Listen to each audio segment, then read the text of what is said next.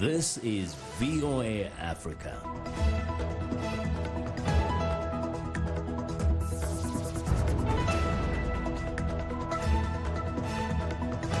Good evening, I'm Esther Githu. It's Monday, December 16th. This is Africa 54. A long and painful wait for healthcare in Zimbabwe as a doctor's strike enters its fourth month, and the government insists it has no money to meet their demands. The U.S. military is joining the fight to stop the killings of African elephants. We'll bring you a special report on the training it's giving park rangers in Gabon. And VOA visits with a rookie who is the NBA's first player from Angola, as the NBA U.S. Basketball League prepares to sponsor play between club teams in Africa next year.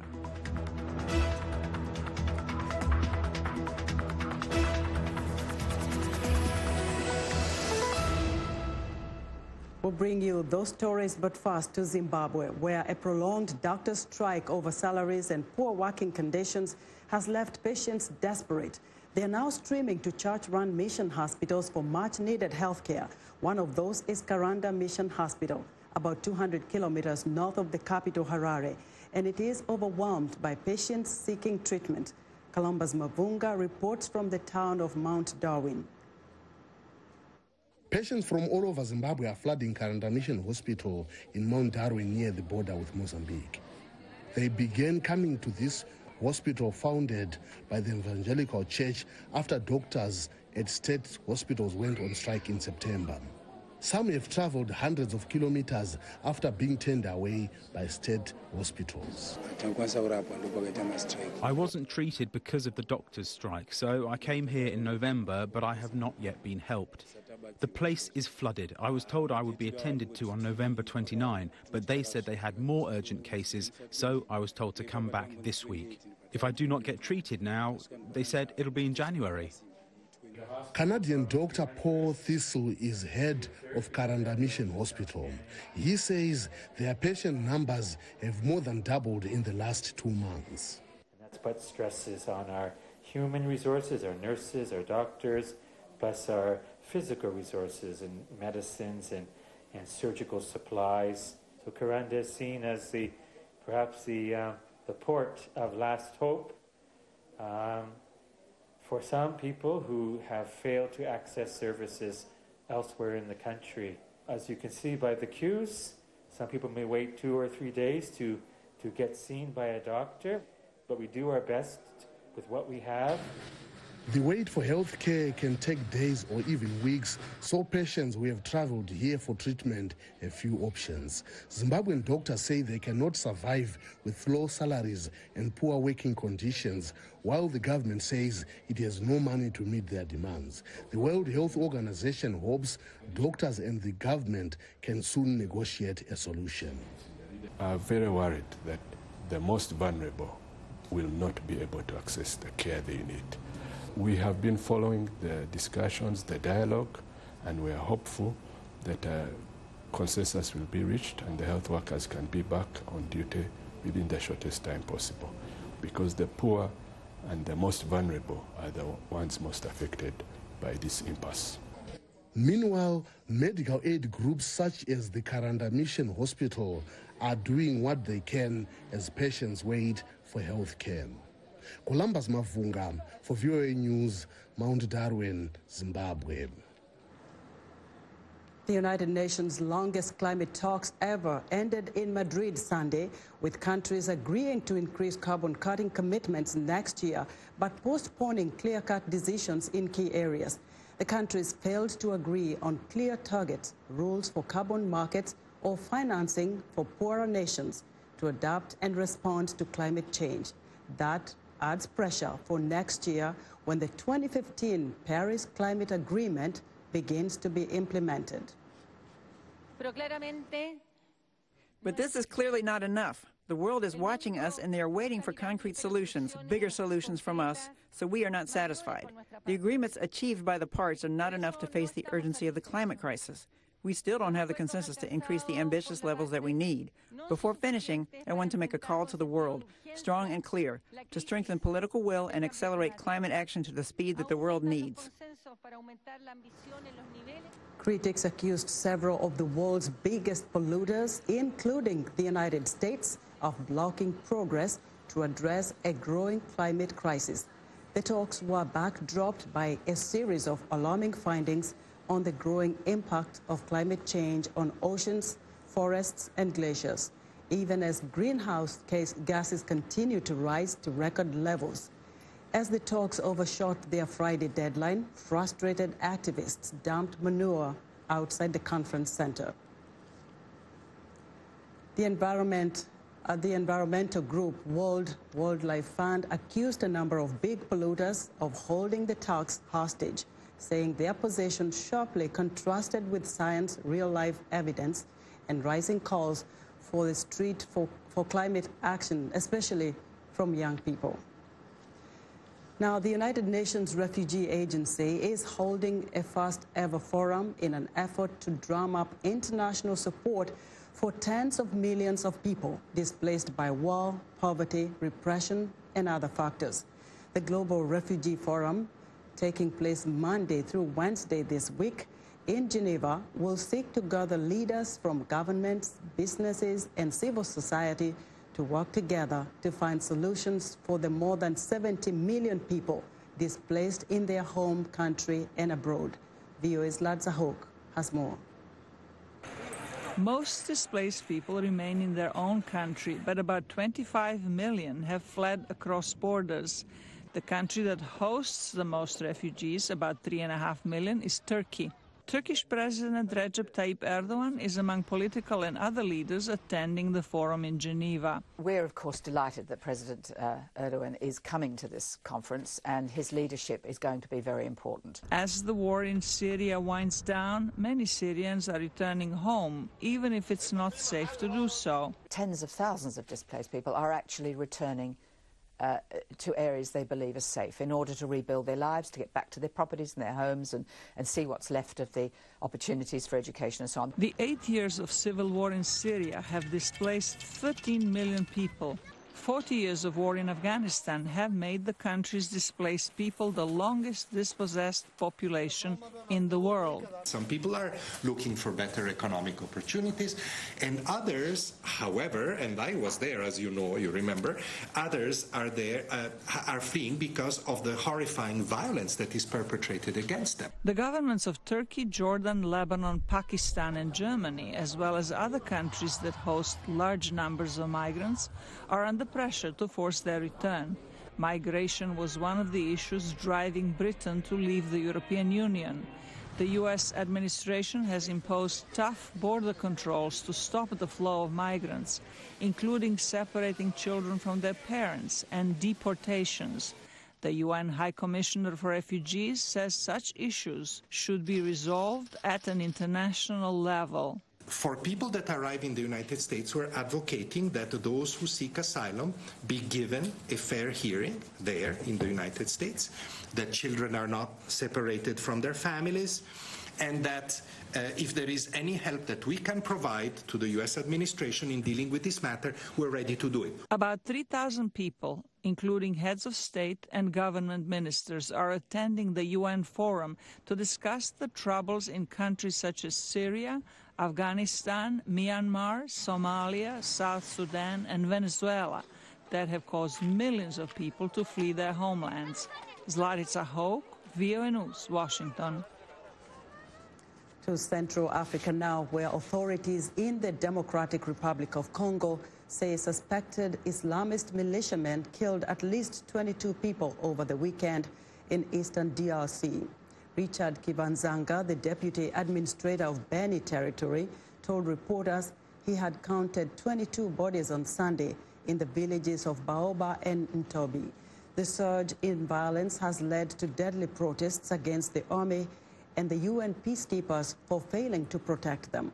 The government has blamed the Allied Democratic Forces, ADF, a Ugandan Islamist group active in eastern Congo, for similar attacks going back years, including dozens of nighttime massacres since 2014 that have killed hundreds of civilians. Repeated military operations have failed to fully eradicate the group. Now, more than 70% of the African forest elephant species has been wiped out, mainly by poachers slaughtering them for their ivory. Park rangers are on the front lines defending them. But in Central African country of Gabon, these park rangers, also known as eco-guards, aren't going it alone. Now, the U.S. military is joining the fight by helping to train the rangers who protect the elephants. VOA Pentagon correspondent Carla Bob gives us an exclusive look at the counter-poaching effort in central Gabon. This cadence brings hope to Lope National Park, because these eco-guards are training for the fight against poaching, a fight that can turn deadly. Could somebody brief your medical plan? And U.S. forces are increasing their chances of survival. So generally the route we're going to take to do this patrol is leaving the Saydam, head to the main road, and then head south across this bridge. VOA is the first news media outlet to embed with a U.S. military team during a counter-poaching mission. Watch where you're stepping. We've seen like giant snakes down there. U.S. Army Captain Kevin Chapla leads the team. So right now our training patrol they're about 200 meters from the objective, the suspected camp of about 4 poachers. From here they're probably going to send out a recon element, see what they can see, come back, develop a plan, and then raid the suspected poaching camp. Training operations like this one began in Tanzania in 2009, officials say. We not only help them preserve the wildlife, but at the same time we're disrupting criminal organizations and we're helping them develop a better future. And U.S. military efforts started in Gabon last year. Months of training has improved techniques to capture poachers and preserve evidence. I am taking his shoes off to try to make sure he does not have hidden documents or information that would help us successfully conduct our mission. These eco-guards are highly motivated individuals, and teaching them not only is it fun, but it's easy. Unlike counter-poaching training from other nations, Chapla says this partnership with Gabon's National Park Agency is geared towards self-sustainment. Now we're producing a core instructor group that can actually teach the force these skills and promulgate it throughout the entire ranks. Really, it's a proof of concept for them being able to instruct their own, so it's pretty big. One thing not included in this mission, weapons training, something the Rangers say they desperately want. That's because until this year, the government didn't allow eco-guards to carry weapons. You can't say to a poacher, "Oh, sorry guys, stay quiet and give me your gun." 3 months ago, we were not allowed to carry weapons. Now we have weapons. And the poaching is decreasing. Just had the GPS. Officials hope these changes, along with additional international training and support, will accelerate Gabon's counter-poaching offensive. But time is running out for the elephants. And it may not be enough. So I'm proud that we've made the progress that we've made, but it's still catastrophic, so we still have to do more. You may win some battles, but the war keeps going. And so the foot soldiers in that war keep marching on, determined to protect the endangered elephants for their country and for the world. Carla Babb, VOA News, Lope, Gabon. Thank you, Carla, for that report. And joining us Tuesday as VOA Pentagon correspondent Carla Bob continues our coverage from the Central African country of Gabon, where park rangers are risking their lives in the counter-poaching fight. We are excited to hear what you think about Africa 54. Join the discussion on Facebook. The address is Africa 54. We're also streaming our broadcast live on Facebook. Please watch and share our show with your friends. Also, check out our headlines 24/7 on voaafrica.com. Still to come, NBA U.S. Basketball League is set to sponsor play between club teams in Africa. We'll be right back. You're watching Africa 54.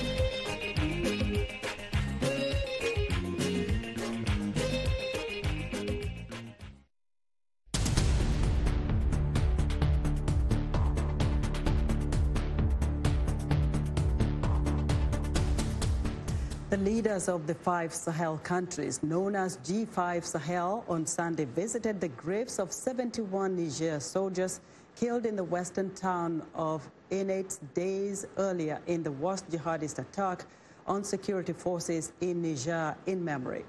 Islamic State claimed to have killed the soldiers in an attack on a remote military camp on Tuesday, as militants with links to Al-Qaeda and Islamic State continue to strengthen their foothold in the region. The G5 Sahel force, backed by France and the United States, consists of Mali, Chad, Niger, Burkina Faso, and Mauritania. The presidents of the 5 countries are currently meeting for a session of the group of nations whose multinational military forces are fighting Islamist insurgents. However, nearly 3 years after its launch, the G5 Sahel remains underfunded due to poor coordination. The U.S. House Democrats are one step away from impeaching President Donald Trump. After 14 hours of contentious partisan debate, the House Judiciary Committee on Friday approved 4 more charges alleging Trump abused the power of his office and obstructed congressional efforts to investigate him. VOA's congressional correspondent Catherine Gibson has more. Within a matter of days, Donald Trump is expected to become the 3rd impeached president in U.S. history. Well, the president criticized the process.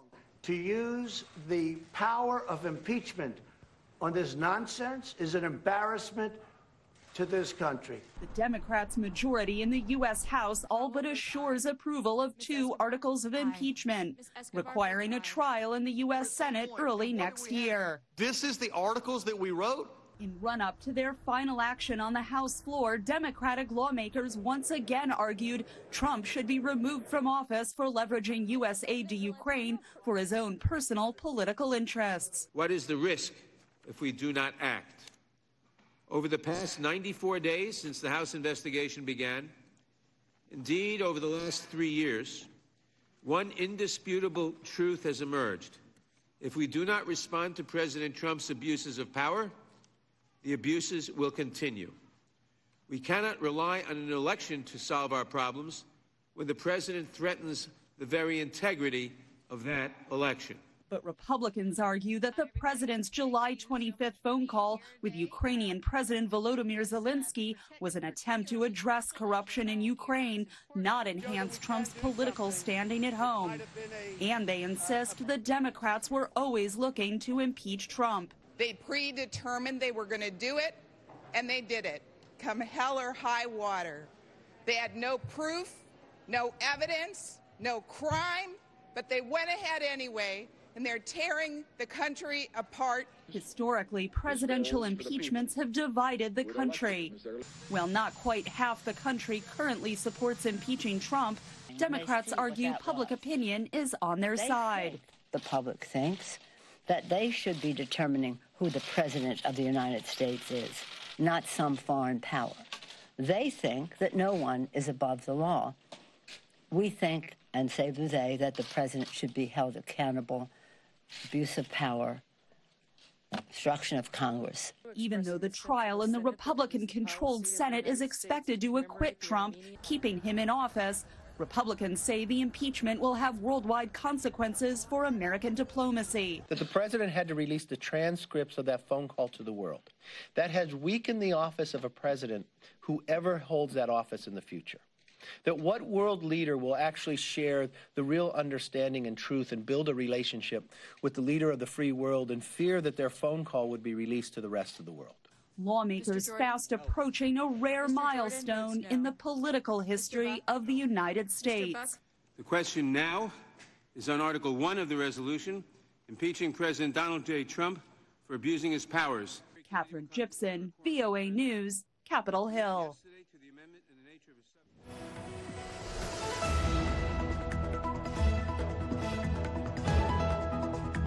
It's time for Monday Sports Report, and joining us now is Sunday Shomari. Sunday, what has it? You have great stuff for us today, right? Yes, it's time, and I have a lot of great stuff. All right, the awaited and fascinating Champions League draw is ready, and Real Madrid will play Manchester City in the Champions League round of 16, and holders Liverpool will face Atletico Madrid. The draw in Lyon, Switzerland, Monday brought up some fascinating ties with the heavyweight clashes between England and Madrid's top clubs. Jurgen Klopp's men, who beat Tottenham 2-0 in the final last season to lift the trophy for a sixth time, will return to the Wanda Metropolitano to face Atletico Madrid, while Pep Guardiola's Manchester City face a tough test against 13-time winners Real Madrid. It is another meeting between Pep Guardiola and Zinedine Zidane's former soccer stars. Also, another exciting encounter will be between the Blues, Chelsea, and Bundesliga champions Bayern Munich. Chelsea, of course, the team that beat Bayern in the final in 2012. So this will be something of a revenge match for the German side Bavarians. And China's foreign ministry on Monday said Arsenal's Mesut Ozil had been completely deceived by fake news and false statements after the midfielder criticized the country's policy towards its Muslim Uyghur community minority. Arsenal distanced itself from Ozil's comments, saying that they were entirely his personal opinion. China's state broadcaster CCTV later removed Arsenal's Premier League game against Manchester City from its Sunday broadcast schedule. The United Nations, human rights and groups estimate that between 1 and 2 million people, mostly ethnic Uyghur Muslims, have been detained in harsh conditions in Xinjiang as part of what Beijing calls an anti-terrorism campaign. And the NBA, U.S. Basketball League, is set to sponsor play between club teams in Africa next year. But many African players are finding success at the highest level right here in the United States. Bruno Fernando is a rookie from Angola, making history as the first Angolan player in the NBA. VOA Myra de la Salette has more.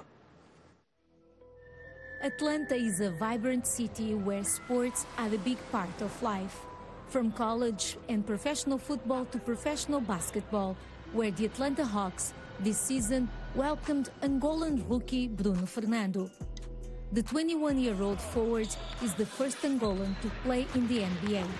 He moved to the United States at age of 14 after U.S. scouts saw him in the Under-16 World Championship. Our last game was against the U.S., and it happened to be my best game of the tournament as well. So as soon as we went in the tournament and I went home, my parents just told me that people were reached out that I got a chance to come play in the U.S. and go to school here. That was a no-brainer. Now, Fernando is working to make the most of an opportunity he says will not go to waste. I kind of hold myself at a high standard, and it's just another sacrifice that I got to make. Hawks assistant coach Melvin Hunt says Fernando is eager to learn.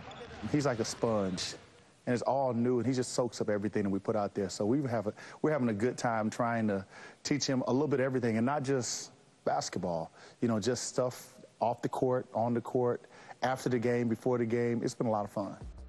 Hunt coached superstar LeBron James when he was Fernando's age and says the Angolan brings a different flavor to a Hawks roster that includes NBA veteran Vince Carter. You play with people that's 22 years in the NBA now, so you get to learn a lot. I'm fortunate that I get to learn a lot from him. And just to be able to ask him questions, pick his brain up, and just learn from his experience and stuff like that, I think makes it a lot easier for me to transition. Living alone in Atlanta, Fernando says he misses his family in Angola, but knows it is part of his growth as a player and as a person. It's a lot of people out there that wish they were sitting in this chair right now and be in my position, so you can't never take that for granted. Be yourself. You don't have to change, and I feel like that is a big thing for a lot of people, for a lot of us rookies coming into the league, because it's something that we never seen. We never had money in our pockets like that. It's things that we never expected. Atlanta Hawks coaches say Fernando's rookie season is off to a great start and shows that the young Angolan has earned his shot in the NBA. Mayra de la Salette with Becky Ayoub, VOA News, Atlanta. What a great story. Thanks, Myra. And that wraps our sports stories for today. Back to you, Esther. Not so fast, Sunday. Now, we got to talk a little bit about that young kid from Angola. Right. And so many other African immigrants who are so talented playing right here in the U.S. You have the list, right? Of course. There are so many. We can look at Hashim Thabit from Tanzania, Atente Kumpo, and so many others. You remember the retired Dikembe Mutombo from Congo, and so many. Really, this is a great thing for Angola because, as you see, he's the first from Angola. Coming as a young boy at 14, now he's 21, doing his thing, tall as he is. You might think he's from Sudan, he's a Sudanese, but hey, you have tall people in Angola too, and he's performing. Yeah. So he's such a great talent, I believe, for basketball, and especially for Africa is a good thing because we might see so many more players because of this collaboration now, NBA with Africa. So this is something that it will really bring more opportunities, more players, and as you say, we have so much talent in the continent of Africa. So this is their time, I believe. Thumbs up. Okay. Thank you, Sunday. All right. Join Sunday Shomari next Monday for another sports report right here on Africa 54. And that's our show for today. Be sure to watch Africa 54 on our website at voaafrica.com. From all of us here in Washington, have a good evening.